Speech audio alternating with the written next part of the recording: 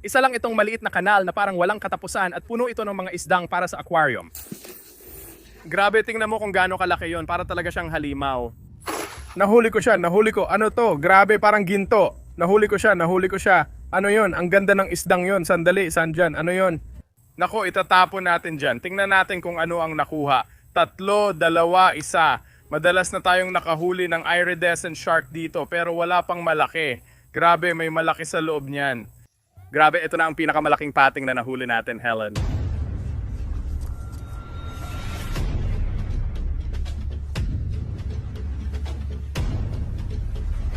May nakuha tayo.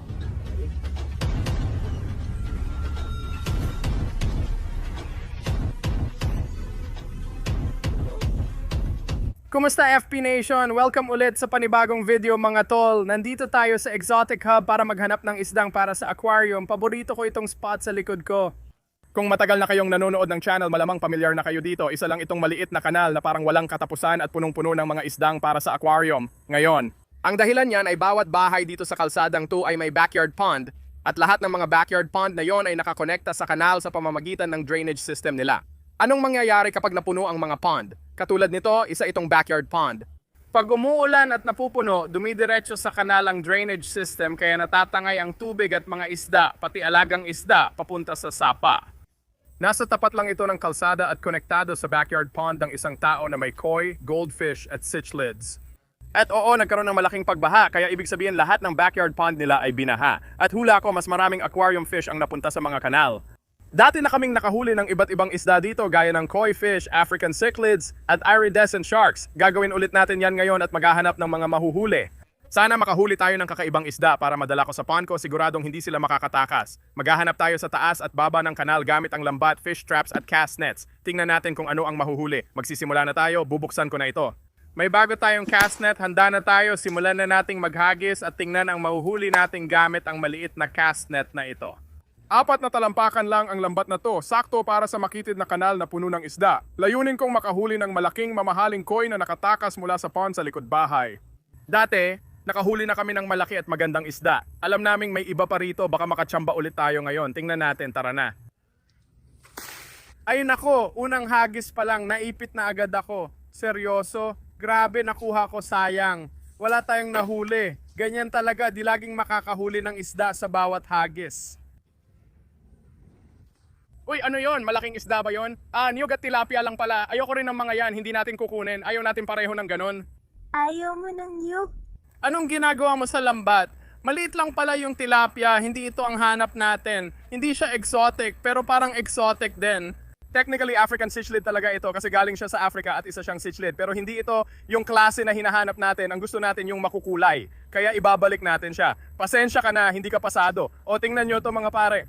May isa pang tubo mula sa pond sa likod ng ibang bahay kaya posibleng malapit lang ang mga alaga nila. Ang galing nun. Uy, may isda tayo. Oh, ayan na, may isda tayo. Ano yon? Alam kong may nakita ako doon. Sana yon. Ay, nandito lang pala. African cichlid. Oh, Diyos ko, tama ang hinala ko.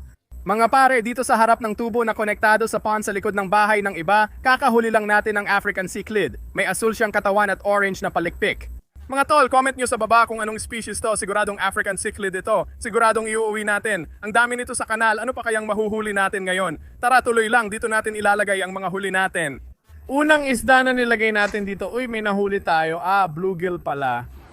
Nako, makukulong ako. Bawal manghuli ng mga ito gamit ang lambat sa Florida. Wala kayong nakita ha? Balik na tayo sa tubo. Mas malaki itong tubo na to na nakakonekta sa mas malaking lawa at yung lawa na yon ay puno ng koi at cichlids. Maraming damo dito kaya susubukan kong manghuli gamit ang lambat at tingnan kung may mahuhuli ako. Uy, ang dami kong nakikitang isda dyan. Grabe, ang bibilis nila. Ayun sila. Ang bibilis talaga nila dito. Parang may nahuli ako, ang daming isda. Hello, may nakuha ba ako? Ayun, tama. Oh, isa na namang African cichlid. Ang ganda ng ginagawa natin. Grabe, ang ganda ng isa na yon. Mas orange ang palikpik. Pangalawa na yan. 5 minuto pa lang tayo rito, napansin na natin na ang parehong African cichlids na nahuli ay nasa harap ng mga tubong konektado sa pond sa likod ng bahay ng mga tao. Maglalagay tayo ng maliit na fish trap dito at babalikan mamaya. Magandang cichlid. Sige, balik ka na pare. Pangalawa na yan. Ilalagay natin ito guys. Luma na itong fish trap na gawa ko at matagal ko nang di nagamit. Kaya gusto kong subukan ito at ikumpara sa iba kong fish trap para makita kung alin ang mas marami ang nahuli. Tamang-tama rin itong ilagay sa harap ng tubo, lagyan na natin ng paint. Hindi natin kailangan ng marami kasi maliit lang itong trap kaya ayos na yan. Takpan na natin at handa na tayo. Saan natin ito ilalagay? Siguro dun sa may gilid. Dito sa tabi ng tubo, perpektong lugar para sa fish trap. Excited na ako. Dito na, perpekto. Diyan lang ilalagay. Babalikan natin at titingnan pagkalipas ng ilang oras. Pero ngayon, aakyat muna tayo sa ilog kung saan mas lumalaki ito. Tingnan natin kung makakahuli tayo ng mas malalaking isda. Uy, nakita mo yon? May malaking pagong. Tara, hulihin natin. Nagmamaneho kami pababa sa kanal para maghanap pa ng ibang isda at may nakita akong napakalaking pagong. Hindi ko alam kung saan siya pumunta, mukha siyang snapping turtle. Ayun, nandun siya sa likod. Tingnan mo, pumapasok siya sa mga damo ngayon. Sige, kailangan ko siyang hulihin. Grabe, ang daming isda. Nalilito ako ngayon. Huhulihin ko ba ang isda or ang pagong? Ang daming isda rito. Tara na pare, gising na ang laki niya. Sobrang laki niya. Ellen! Nako, bumalik ka! Saan siya pumunta? Ibinabaon niya sarili niya sa lupa. Nakatakas siya. Ang laki ng social turtle na yon. Sa huling video, baby lang ang nakuha natin pero ngayon malaki at nakatakas. Ibinaon niya ang sarili niya sa lupa. Hindi na masama dahil nakahanap tayo ng magandang lugar na maraming isda. Maglalambat tayo at tingnan kung ano sila ang bibilis nila. Grabe, bumalik kayo. Grabe, seryoso. Sana may nahuli ako sa net na to. Literal na hanggang bewang na ako dito ngayon. Helen, hilahin mo ako palabas. Parang may kumunoy dito. Tara na dito, Diyos ko. Oh, ayan oh, 'di ba? May isa pang kakaibang aquan fish. Ang dami nila dito sa mga kanal. Ang tawag dito ay mollies. May mga astig talaga dito pero ito yung mga ordinaryo lang, yung mas karaniwan. Oh, ayan pa isa. Ang ganda nito. Gagamitin natin ito at ipakakain sa Manamata turtle ko. May isa pa, dalhin natin sa timba. Nag-iiwan ka ng mga bakas ng paa at basang-basa pa ang pantalon mo. Ganito talaga ang kapalit ng paghuli ng aquana fish. Kailangan mong gawin ang dapat gawin. May 3 pa tayong nakuha. Idagdag natin sa timba. Tara, tuloy tayo sa kanal. Gusto ko ng malaki, kakaiba, bihira at sobrang astig. Tara na. Bull shark. Bull shark baby, grabe tingnan nyo ito mga tol. Habang nagmamaneho, may nakita kaming magkaparehang malalaking snakehead na nagpaparami. Kailangan tahimik tayo para mahuli sila. Lalabas na ako at susubukan kong mahuli ang isa. Ang lalaki nila, grabe. Bigyan mo ako ng patpat. Oh, nandito lang sila. Tingnan mo kung gaano kalaki yan. Halimaw talaga.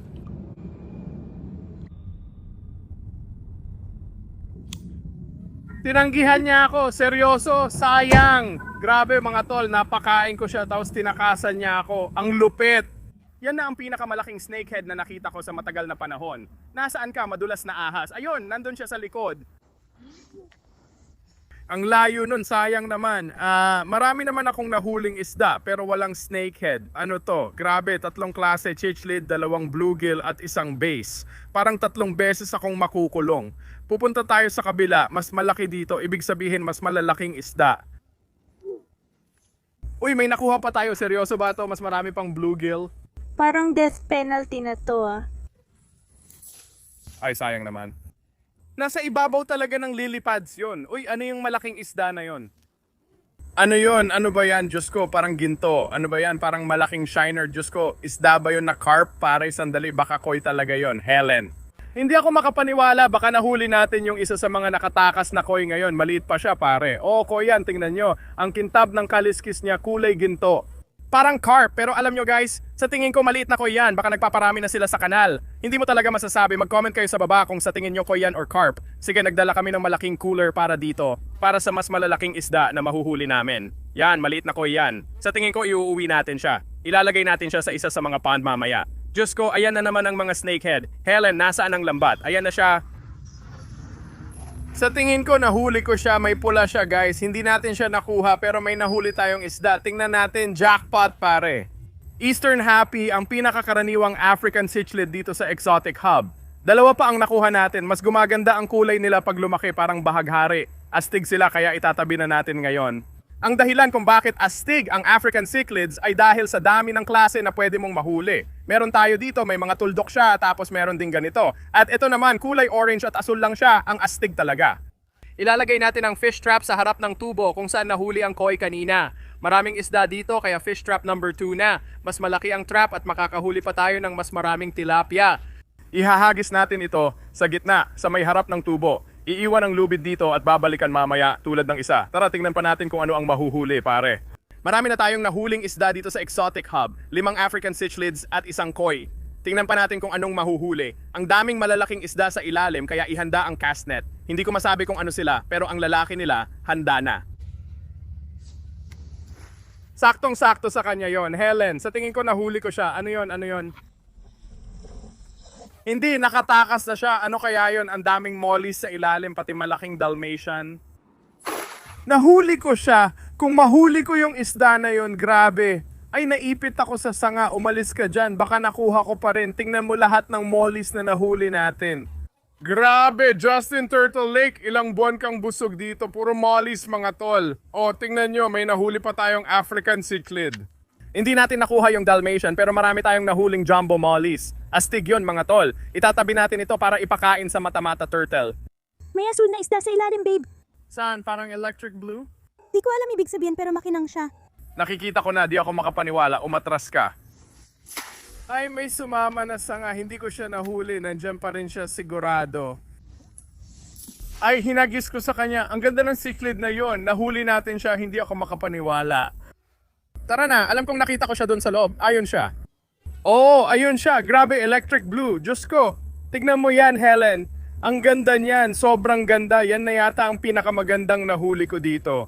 Grabe, Helen, ang galing mo. Ikaw ang nakakita. Tiyak na ilalagay natin ito sa cichlid pond. Ang dami na nating nahuli, kaya ilalagay na lahat sa cooler. May timba pa tayong puno ng mollies. Ang ganda ng takbo natin ngayon. Isa to sa mga pinakamagandang biyahe sa Exotic Hub na naranasan ko sa matagal na panahon.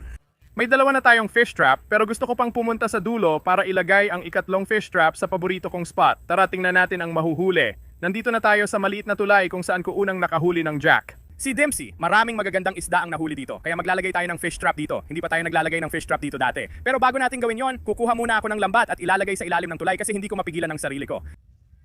Mahirap maglambat dito kaya kailangan ng fish trap, pero hotspot talaga, ang daming isda. Grabe, ang dami nating nakita. Grabe, teka lang, ano yon? Ano yon? Ano yon? Grabe, nakita mo yon? Kailangan kong pumunta sa kabila, tingnan mo yung isda na yon. Kailangan kong pumunta doon. Ano yon? Mukhang albino Oscar yon, ha? Sana hindi siya matakot. Nako, bumalik ka dito. Nasaan siya? Nandoon siya sa likod ng niyog. Wag naman pare, grabe. Nako, nakalusot siya sa akin. Hindi, nakuha ko ba siya? Nahuli ko siya. Grabe, hindi ako makapaniwala na nahuli ko talaga pare. Sinasabi ko na sa'yo, ang lupit ng spot na to. Tignan nyo to mga tol. Hindi ako makapaniwala. Parang maliit na baby Bruce pare. Ang astig niya. Albino Oscar yan. Grabe, ang wild na nito. Nakahuli na kami ng Oscar dati pero hindi pa ng albino. Parang 1 sa milyon ang tsansa nun. Sobrang pula pa siya. Anong ibig sabihin nun? Baka may albino Oscar dito na nagpaparami or baka nakatakas mula sa ibang pond or baka normal na Oscar lang na nagkaanak tapos naging albino ang isa, ang astig nun.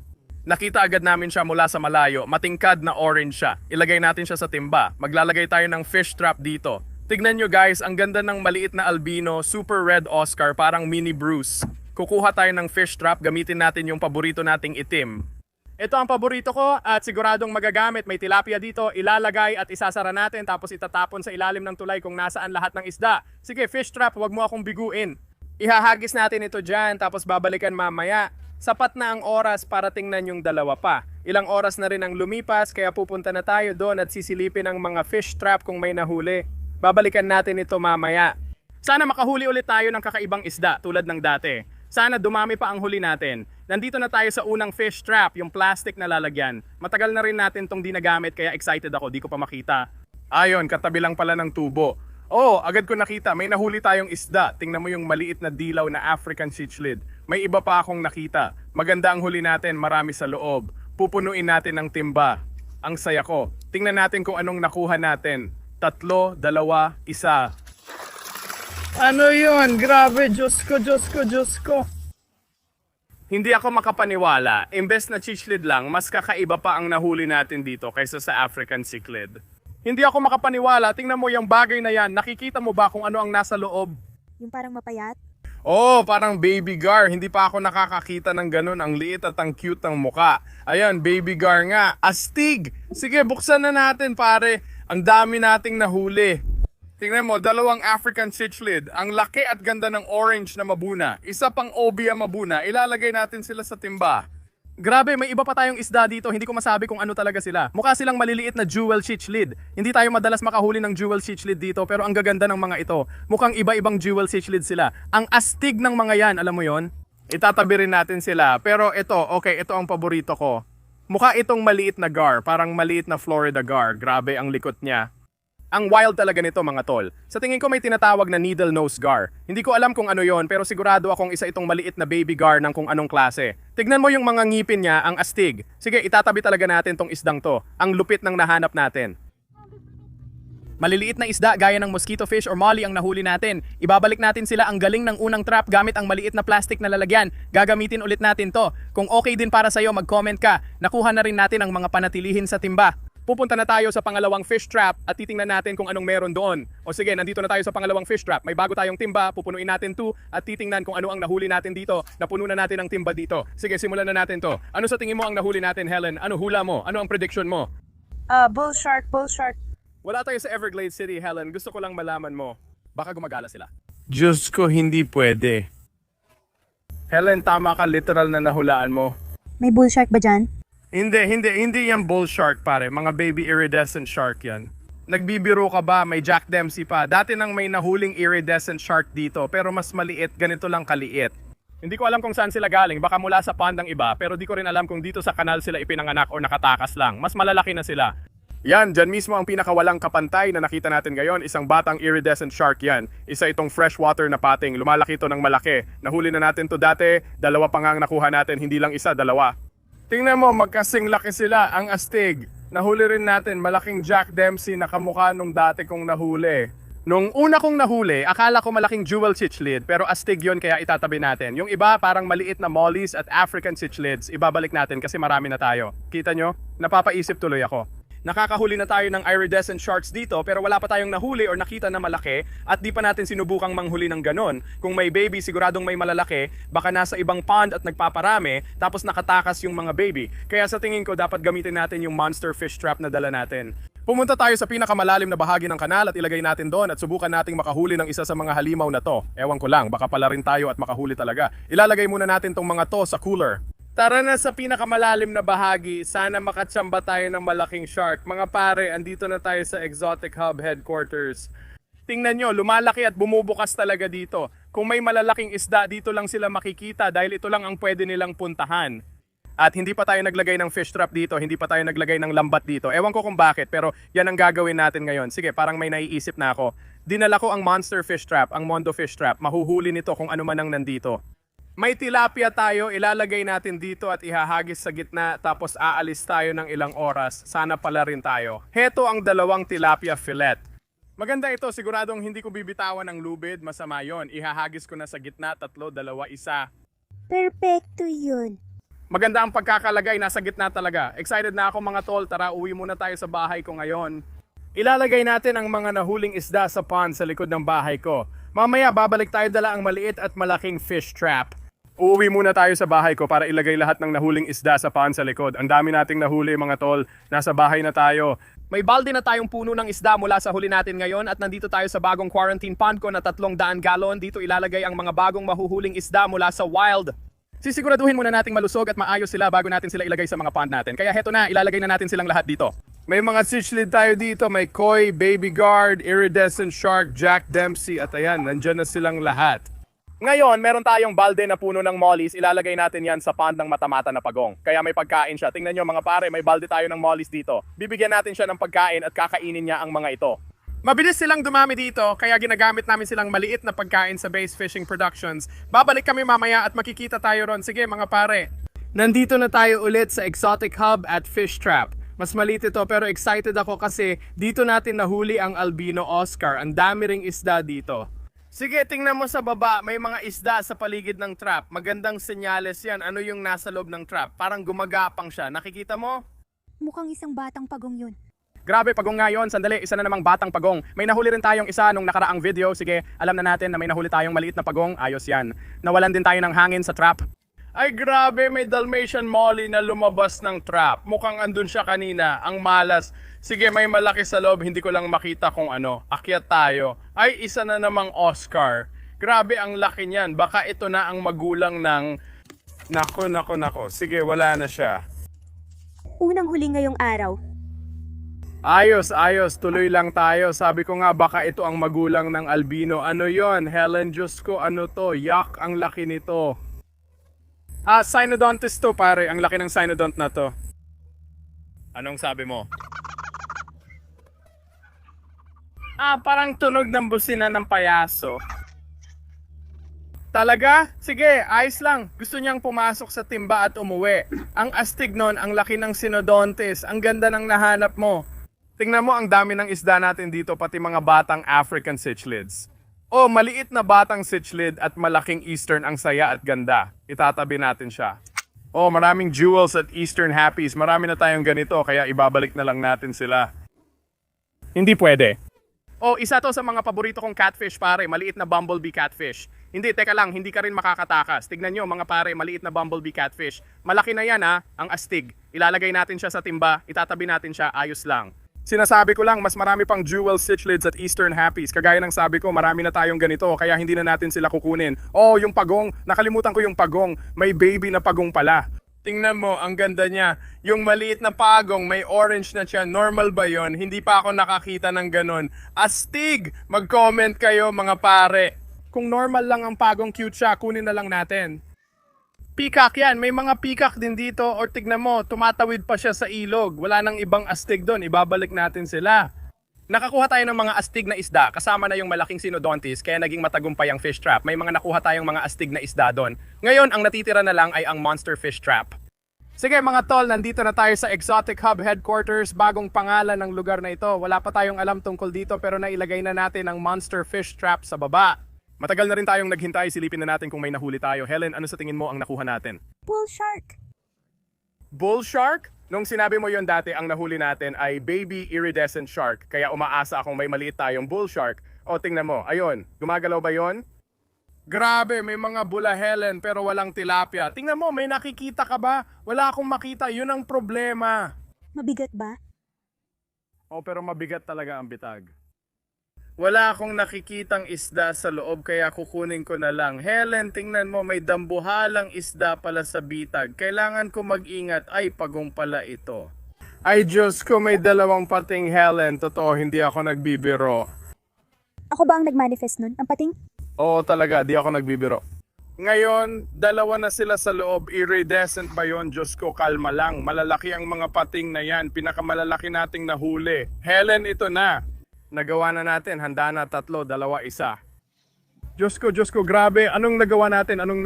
Malalaking pating yan, tingnan mo yan. May malaking pagong. Hindi mo pinapansin yung pagong. Huwag mo napansinin yung pagong. Scranter na pagong. Nakahuli tayo ng mga pating. Hindi ko na alam ang gagawin. Mga tol, mga halimaw talaga to. Tingnan nyo ang laki nito. Medyo mataba yung isa. Mataba siya. Ang dami niyang nakakain dito. Diyos ko, nagawa natin. Tingnan mo yung malaking pating. Kailangan nating ilagay siya sa cooler ngayon. Ilalagay ko na siya doon. Ayan na, pati yung isa pa. Grabe, di ako makapaniwala. Hindi talaga namin balak gawin tong fish trap hanggang sa nahuli namin yung mga yon. Tapos naisip namin, alam mo, baka magandang ideya yon. Ito na yung pangalawa. Medyo mas maliit ito actually. Tingnan mo yan. Malaki pa rin talaga, Diyos ko. Sa cooler na siya, tingnan mo yan. Ayos sila. Nagawa mo na manifest mo. Hindi sila bull shark pero pating pa rin. Kinakabahan talaga ako. Alam na natin saan nagtatago ang malalaking isda. Hindi ko alam na mas malalaki pa pala sila dyan. Siguradong mga alaga ng iba yan na nakatakas. May nakuha rin tayong maliliit na plakos. Ibig kong sabihin, parang wala na akong ibang ikinagagalak. Nakahuli lang tayo ng mga pating. Tingnan mo yan, may 2 maliit na plakos dito ha. Nakahuli rin tayo ng pagong. Isa itong Florida Sawshell na pagong. Ito yung malaki na sinusubukan nating mahuli. Kanina sa video, pumasok ang maliit na to sa fish trap. Anong ginagawa mo dito? Sige na, ayoko makipaglokohan ngayon. Kakahuli ko lang ng 2 pating, tapos sinisira mo pa trip ko. Ayan, umalis na siya. Diyos ko. Sa palagay ko, dapat tayong bumalik at maglagay ng 2 nito sa loob ng 24 na oras. Kung gusto nyong makita, sabihin nyo lang. Natapos natin ang plano na bihira mangyari, freshwater sharks, batang halimaw. Ngayon, uuwi na tayo at ilalagay ang mga isda na yon, pati na rin ang mga isda mula sa isa pang bitag sa mga pond sa likod ng bahay. Yung mga pating, ilalagay natin sa predator pond, dun lang sila pwedeng ilagay. Kita-kits tayo sa bahay ko. Ano kaya ang tsansa nun? Ano ang tsansa? Naglagay tayo ng bitag para mahuli ang malalaking pating at nagawa natin. Hindi natin alam na nandoon sila pero pinagdugtong-dugtong lang natin. Matagal na tayong nakakakuha ng mga baby dito kaya ibig sabihin may malalaki talaga. Pauwi na tayo ngayon sa bahay ko. Excited ako, magkikita tayo doon. Nandito na tayo sa bahay ko at may 2 pa tayong ilalagay sa quarantine tank. Kagaya ng sabi ko, meron tayong 2 300 gallon tub. Dapat ayusin ko na rin yung isa, pero sa ngayon, okay na muna sila dito. Napakalaking Cynodontis catfish ito. Pakinggan mo, ang kulit niya. Gustong gusto ko siya. Ayan na siya. At meron din tayong isa pa, isang maliit na bumblebee catfish. Ang ganda ng isda. Ayan na siya. Tapos meron din tayong maliit na pagong. Ang ganda niya, sobrang cute niya talaga. Ilalagay na natin siya sa mystery pond kasama ang dumpy. Siguradong magugustuhan niya dito. Kukunin na rin natin ang malalaking iridescent shark para ilagay sa predator pond. Ibig sabihin, may ilan pa tayong ganito, malalaki na sila. Tingnan natin kung kumusta sila. Alam kong marurupok sila. O, parehong tuwid lumalangoy, okay? Medyo mahirap kasi mag-isa lang ako, kaya nilagay ko kayo sa predator pond. Mabilis kong ilalagay ang mga isda roon. Sisiguraduhin kong ligtas sila bago ko ipakita sa inyo kung paano maglipat ng malalaking isda. Babalutin mo sila ng kumot at gagawing komportable, ayos na sila. Tingnan mo yan, ang laki at taba nito malaman pa at di nagwawala. Ewan ko kung bakit. Konting tip para sa inyo, balutin nyo lang sila ng maliit na tuwalya o kumot at ayos na sila. Nagsalita ako ng masyadong maaga. Sige, hindi ko makita yung mga pating na nilagay natin pero titingnan ko sila bukas ng umaga kapag may ilaw na. Wild yun mga tol! Matagal na rin tayong di nakapunta sa Exotic Hub. Kung nagustuhan nyo ang video, i-like at mag-subscribe sa baba. Kita-kits sa susunod. Paalam!